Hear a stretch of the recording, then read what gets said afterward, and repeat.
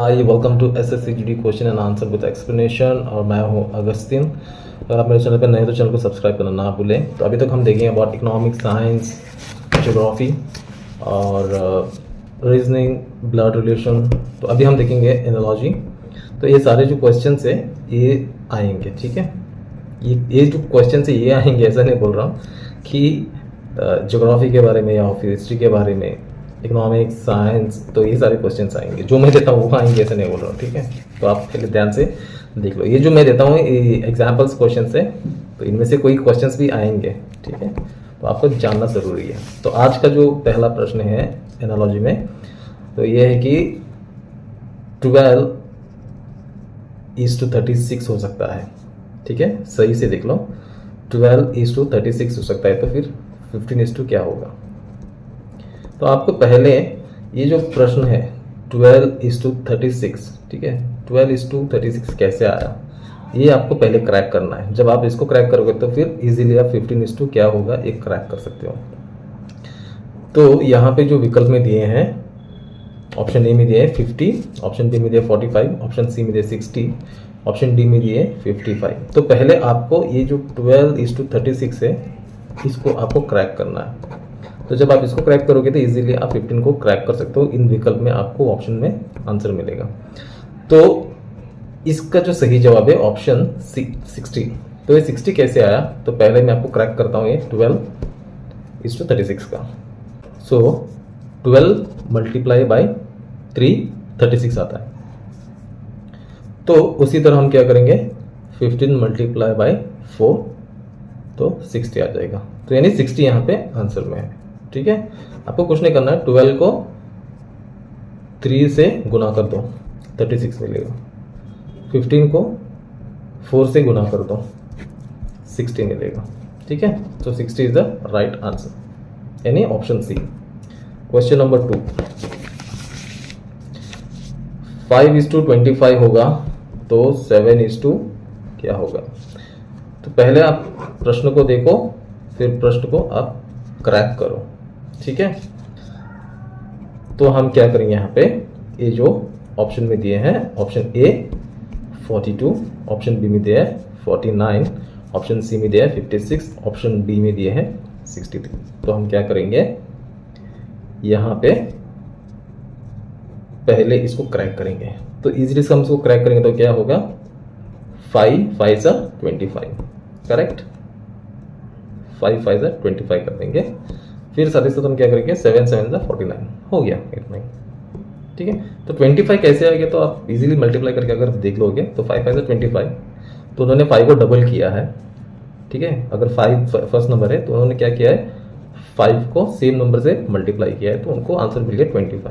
तो हमने भी क्या किया है, यहाँ पे 7 को सेम नंबर से हमने मल्टीप्लाई किया है, तो हमें मिल गया यहाँ पे 49। और यहाँ पे जो ऑप्शन है यहाँ पे विकल्प में 49 नंबर है, तो हमने उसको टिक कर दिया है। तो कल ही मैंने आपको बताया था कि पैटर्न, आप उनका पैटर्न, उन्होंने जो पैटर्न इस्तेमाल किया उस पैटर्न को आप समझने की कोशिश करो। अगर उनका पैटर्न अलग होगा बट उनका जवाब ये मिल रहा है जो उन्होंने दिया है, ठीक है। और हमारा जो पैटर्न हमने जो इस्तेमाल किया है, हमारा जो पैटर्न है, हमारे पैटर्न से भी यही जवाब आ रहा है, तो फिर सही है, ठीक है। अगर हमने अपना पैटर्न अपनाया है, उनके क्वेश्चन पे 5:25 आ रहा है, तो वही हम जो पैटर्न बनाए वही पैटर्न से हम क्या करेंगे, 7 को भी कर देंगे।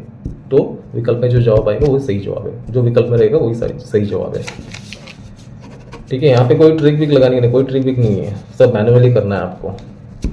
कोई A+B+ कुछ नहीं करना, मतलब यानी ABCD ऐसा कोई ट्रिक नहीं है, कोई लगाना भी नहीं है।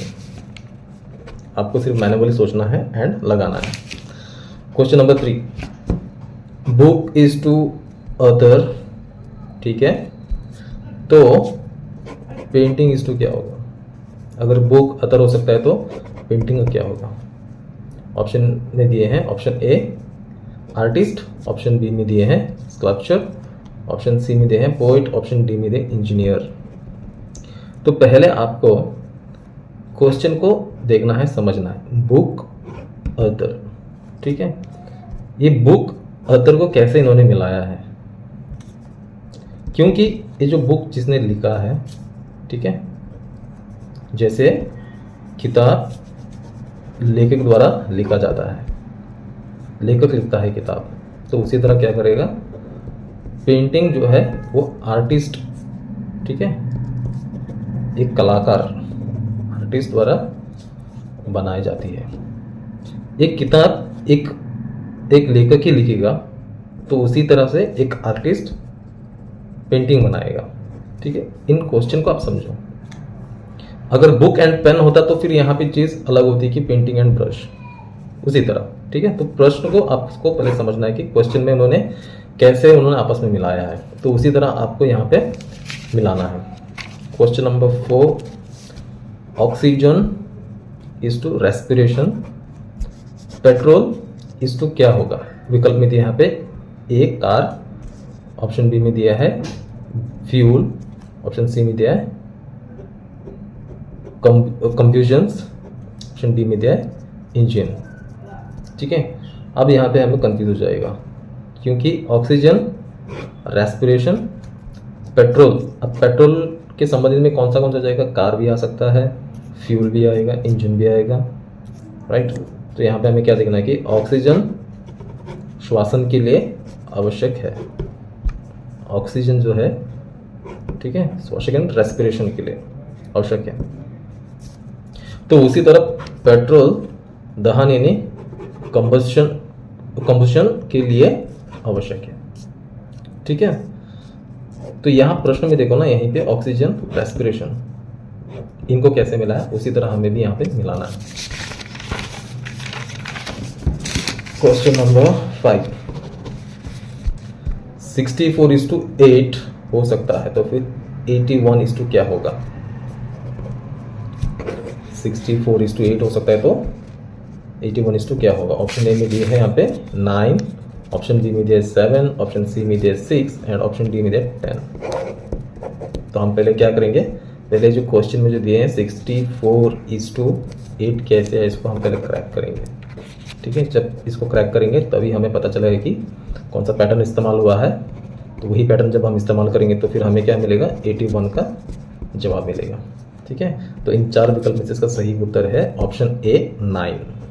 तो कैसे 9 आया, तो उसके पहले हम इसको क्रैक करेंगे। 61:8 कैसे आया। 61 का स्क्वायर रूट 8 है, ठीक है। 61 का स्क्वायर रूट 8 है,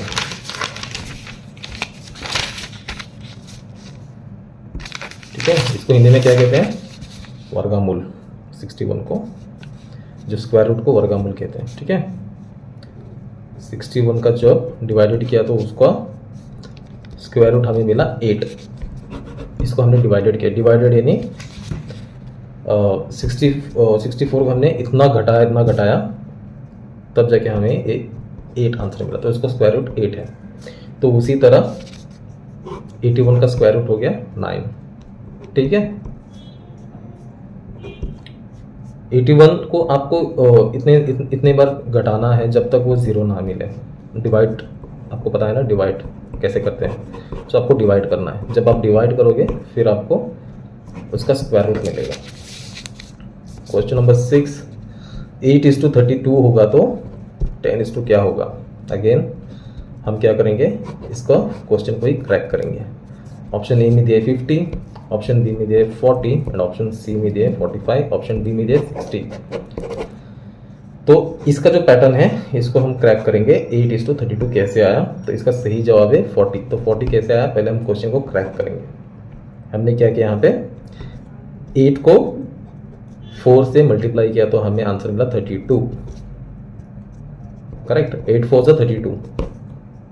सिमिलरली अगर हम 10:4 करेंगे तो 40।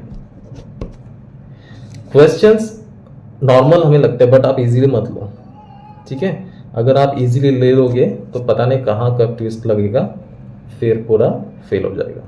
तो पहले भले आपको लगता हो कि क्वेश्चन बहुत इजी है, 8 4 से 32, ओके फाइन, ये बहुत इजी है, बट नो, पैटर्न आपको मतलब आपको क्वेश्चन को समझना है। आप इजीली जैसे मिल गया आपने ग्रैब किया एंड डायरेक्टली आपने कर दिया, ऐसे मत करो, पता नहीं चलेगा कि फिर बाद में आप कहाँ से अटक जाओगे। तो पहले क्वेश्चन को समझो, क्वेश्चन को पहले क्रैक करो, उसे क्रैक करने के बाद वही पैटर्न से आप अपने आंसर को जो क्वेश्चन में दिया है उस क्वेश्चन को आप क्रैक करने की कोशिश करो। जो आपका आंसर मिलेगा वो आंसर इस विकल्प में है, देन इट्स सक्सेस, टिक कर दो।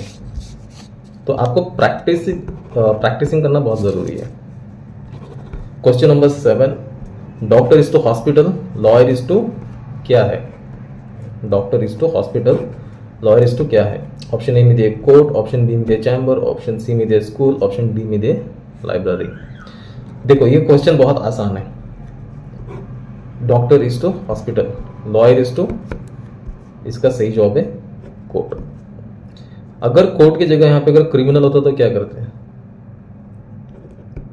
राइट, तो क्वेश्चन यहां पे अलग हो जाता। डॉक्टर इज टू हॉस्पिटल यानी डॉक्टर हॉस्पिटल में काम करता है। तो अगर यहाँ पे हॉस्पिटल की जगह अगर मरीज होता तो यहाँ पे क्रिमिनल आ सकता। ठीक है, तो डॉक्टर यहाँ पे हॉस्पिटल में काम करता है, तो उसी तरह लॉयर क्या करेगा? कोर्ट में काम करेगा। ठीक है, यही एनालॉजी है। आपको पहले ये क्वेश्चन को समझना है जो स्टार्टिंग में उन्होंने जो दिया है क्वेश्चन एंड आंसर। क्वेश्चन में जो उन्होंने बताया है कि अगर डॉक्टर हॉस्पिटल हो सकता है तो फिर लॉयर इज टू क्या होगा? तो हमें पहले ये देखना है कोर्ट है, चैम्बर है। ठीक है, चैम्बर भी हो सकता है, लॉयर का चैम्बर भी होता है। राइट, तो हमें ये देखना है कि लॉयर, डॉक्टर को हॉस्पिटल उन्होंने क्यों दिया है?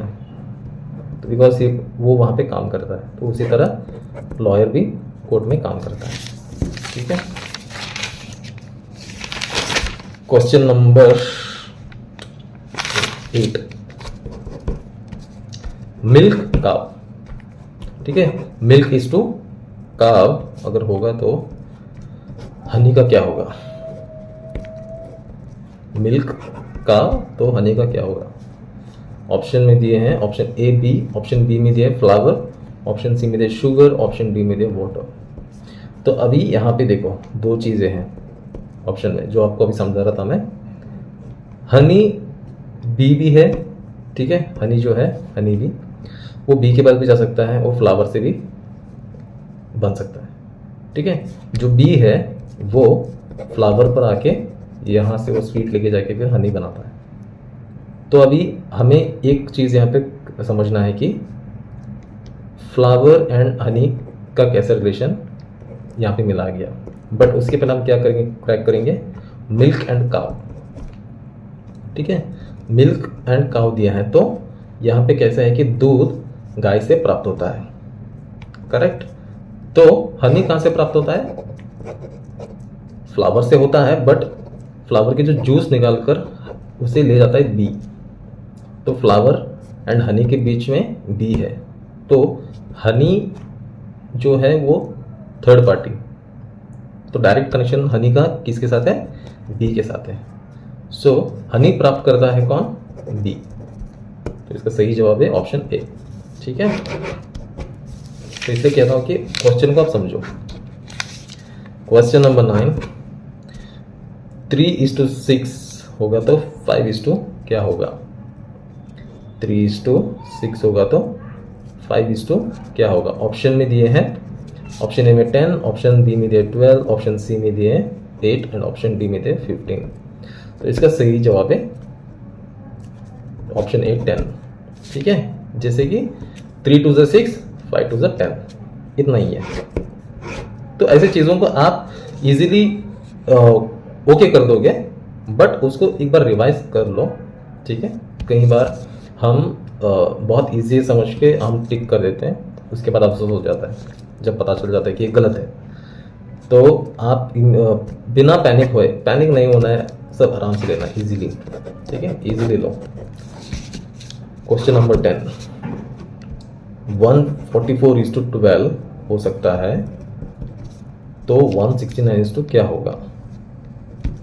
144:12 हो सकता है तो 169 क्या होगा? ऑप्शन ए में दिए 15, ऑप्शन बी में दिए 13, ऑप्शन सी में दिए हैं 17, ऑप्शन डी में दिए 11।